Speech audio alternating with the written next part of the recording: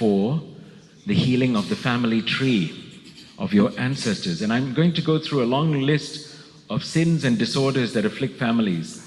And in your hearts, I ask you to renounce whatever is relevant to your situation.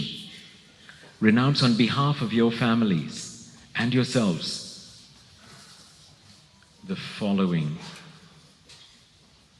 Okay. Remember, we are not punished for other people's sins, but sometimes patterns of sin linger in families and affect generations to come. And we see this so readily in families, especially stupid things like family feuds going on for generations, absolute nonsense.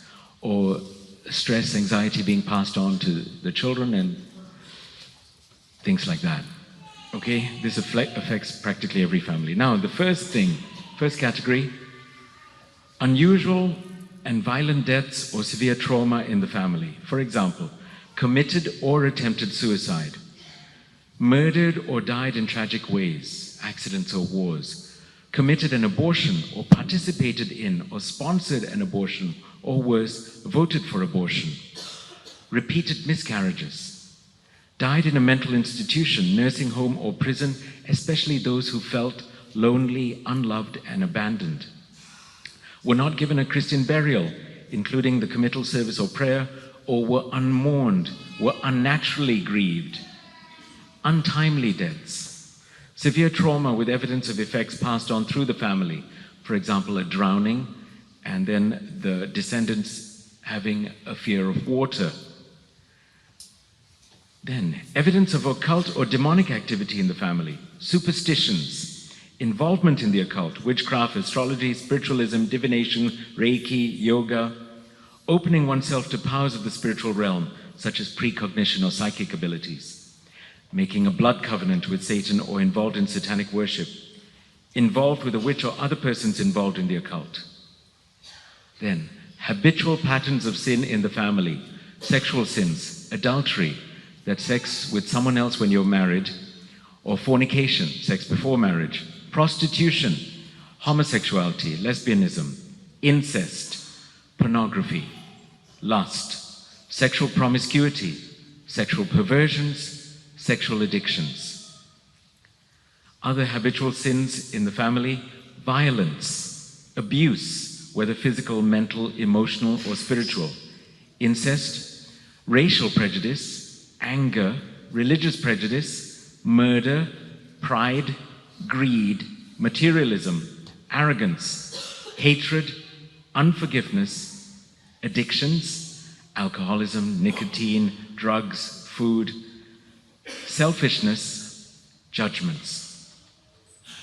Then, destructive or abnormal patterns of relationships in the family, divorces, abuse, hostility, control, manipulation, domination, revenge, unforgiveness, bitterness, anger, depression, anxiety, labeling any family member as an outcast or black sheep or scapegoat or failure or unwanted.